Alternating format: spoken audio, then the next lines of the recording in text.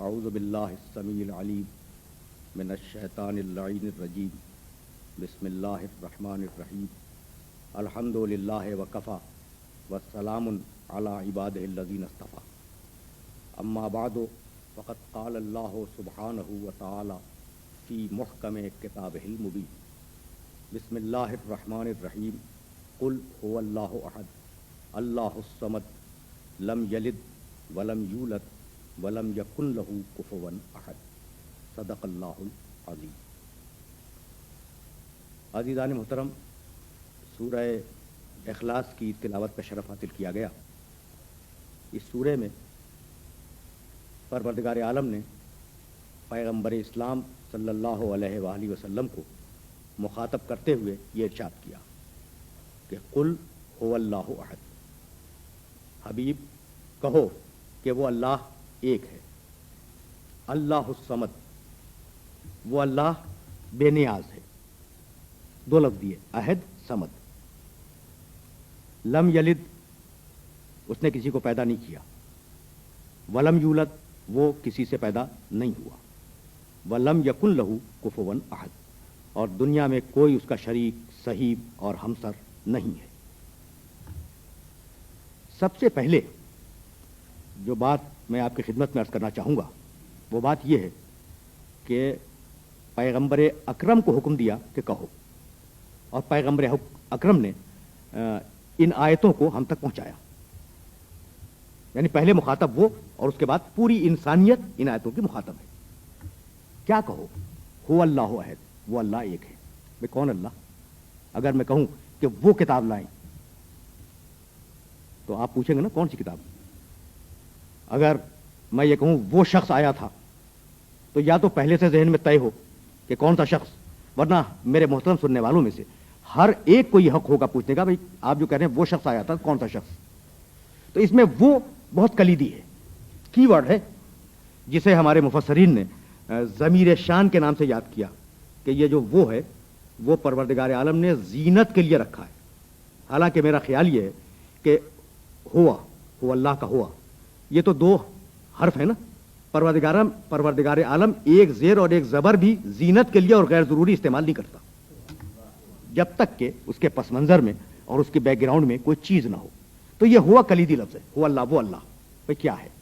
دیکھیے آپ کی جو پوری زندگی چل رہی ہے وہ سبب اور مسبب پہ چل رہی ہے، علت اور معلول پہ چل رہی ہے، جسے فلسفے کی اصطلاح میں کاز اور ایفیکٹ کہتے ہیں۔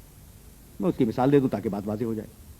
یہ میز یہاں رکھی ہوئی ہے، میرے محترم سامعین کے سامنے فقط میز ہے، اس کا بنانے والا یہاں نہیں ہے، لیکن کیا کوئی محترم سننے والا یہ کہہ سکتا ہے کہ یہ میز خود بخود وجود میں آئی، اس کا بنانے والا کوئی نہیں ہے چونکہ موجود نہیں ہے؟ نہیں، یہ ہے اثر۔ عقل کہتی ہے کہ اگر کوئی اثر ہے تو اس کا کوئی مؤثر بھی ہوگا، اگر کوئی مسبب ہے تو اس کا کوئی سبب بھی ہوگا، اگر کوئی معلول ہے تو اس کی کوئی علت ہوگی، اگر کوئی ایفیکٹ ہے تو اس کا کوئی کاز ہوگا۔ یہ فطرت ہے۔ آپ نے دیوار کے پیچھے سے دھواں اٹھتا ہوا دیکھا، آگ نہیں دیکھی آپ نے، لیکن آپ کو یقین ہے اس بات کا کہ چونکہ دھواں ہے تو یقیناً کہیں نہ کہیں آگ ہوگی۔ دھواں اثر ہے، آگ اس کی مؤثر ہے۔ تو اثر سے مؤثر تک جانا یہ انسان کی فطرت ہے، اور اس فطرت سے انسان انکار نہیں کر سکتا۔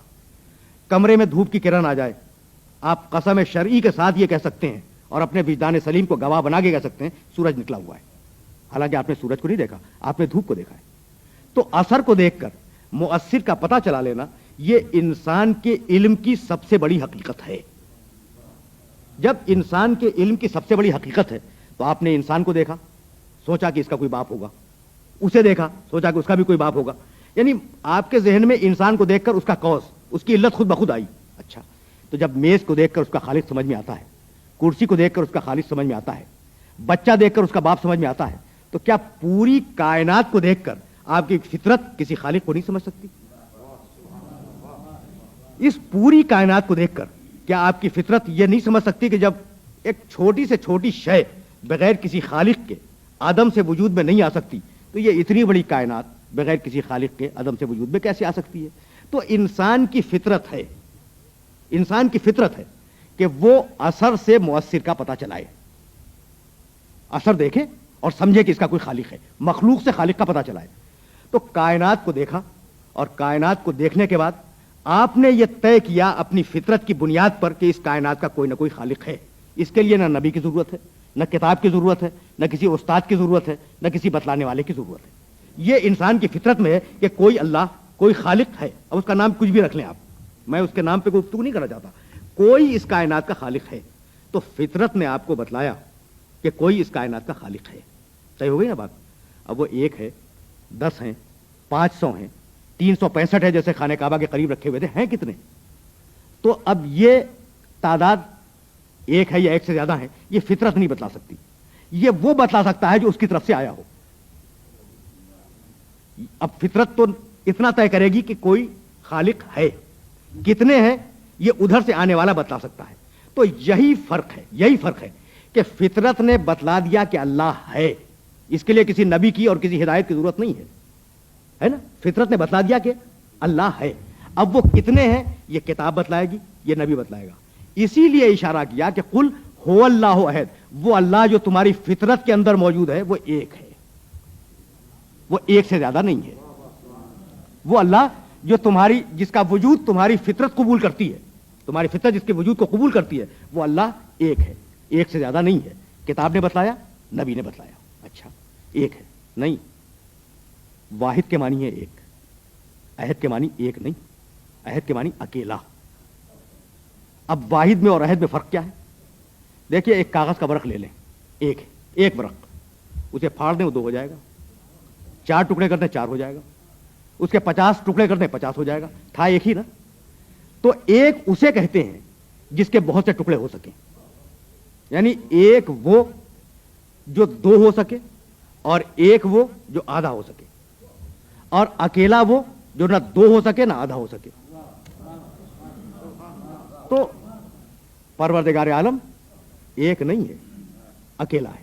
اچھا، اب ظاہر ہے کہ میرے سننے والوں کی عقل میں اور ان کی فکر میں واحد اور احد کا فرق جب آ گیا تو فطری طور پر محترم سننے والوں کے ذہن میں یہ سوال پیدا ہوگا کہ بھائی اگر وہ ایک ہے تو کیا فقط کہی ہوئی بات مان لی جائے، یا کوئی عقلی دلیل، جیسے میں نے کاز اور ایفیکٹ کی عقلی دلیل دی تھی، کوئی عقلی دلیل موجود ہے اس کے ایک ہونے پر؟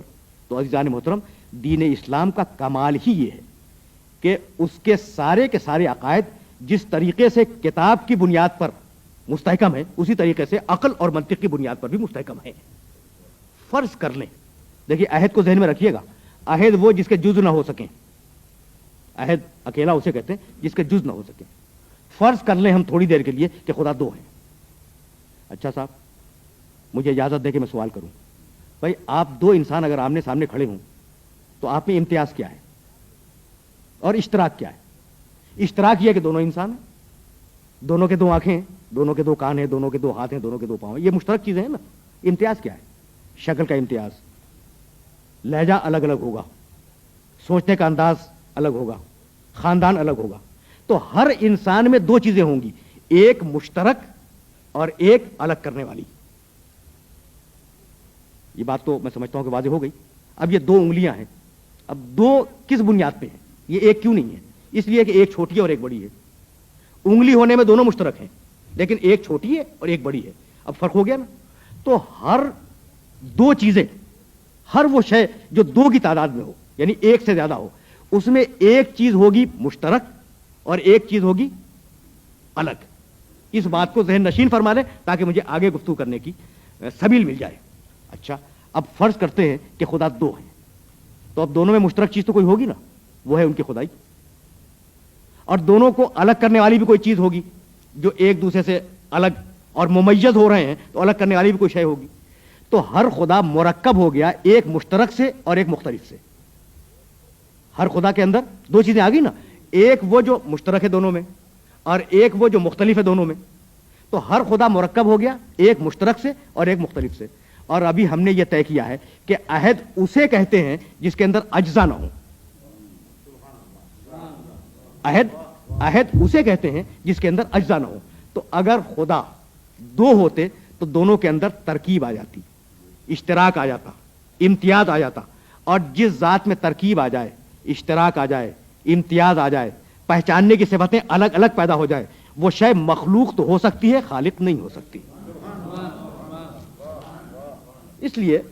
इसलिए परवरदिगार आलम ने लफ्ज अहद इस्तेमाल किया है। कुरान में 22 मकामात पर लफ्ज वाहिद भी आया है कि हुकूमत क़यामत के दिन किसकी होगी, लिल्लाहिल वाहिदिल क़हार, उस अल्लाह की जो वाहिद है। तो वाहिद के लफ्ज के मानी एक, और अहद के मानी अकेला, तो वाहिद तो आ गया। हालांकि अब तक मैं अहद के लफ्ज को प्रीट कर रहा था ना, लेकिन वाहिद तो आ गया। तो अज़ीज़ान मोहतरम, कुरान में तज़ाद नहीं है, कुरान में कंट्राडिक्शन नहीं है। ये दोनों लफ्ज दो अलग अलग मदारिज हैं और दो अलग अलग स्टेजेस हैं। जिस मुआशरे में 360 अंधे, बहरे, गूंगे, लूले, लंगड़े बुत पूजे जा रहे हों, उस मुआशरे में खुदा की तौहीद को समझाना बहुत मुश्किल काम था ना। तो 360 के मुकाबले में कहा कि एक है, और जब वो उस एक पे आ गए तो कहा कि ये एक नहीं है बल्कि अकेला है। तो तदरीज के साथ परवरदिगार आलम ने तदरीज के साथ फलसफा तौहीद को आगे बढ़ाया, और उसके बाद इरशाद फरमाया अल्लाहुस समद। देखो, वो बेनियाज है। समद के मानी बहुत से हैं, एक मानी वो बेनियाज है। दुनिया की कोई ऐसी मखलूक नहीं है जो मोहताज न हो। जहां एहतियाज देखो समझ लो कि खुदाई नहीं है, रुबूबियत नहीं है, उबूदियत है। और जहां देखो बेनियाजी है, वहां समझ लो कि वो खुदाई की मंजिल है। तो वो है समद, बेनियाज। अब पैगंबर अकरम ने उसकी तशरीह क्या की कुरान मजीद के हवाले से, भाई ये तुम्हारे बुत है ना, ये बोल नहीं सकते, और मेरा खुदा वकल्लम अल्लाह मूसा तकलीमा, उसने दरख्त के जरिए मूसा से बात की। ये तुम्हारे जो बुत हैं, इनको अगर एक जगह से दूसरी जगह हटा दो तो हट जाएं, अपनी मर्जी से हिल भी नहीं सकते। और मेरा खुदा इन्नल्लाह अला कुल्li शैइन कदीर, हर शय पे कादिर है। ये तुम्हारे बुत ये अपनी आंखों से देख नहीं सकते। मेरा खुदा कौन है? समी है। अब लफ्जें आ रही हैं कुरान मजीद में।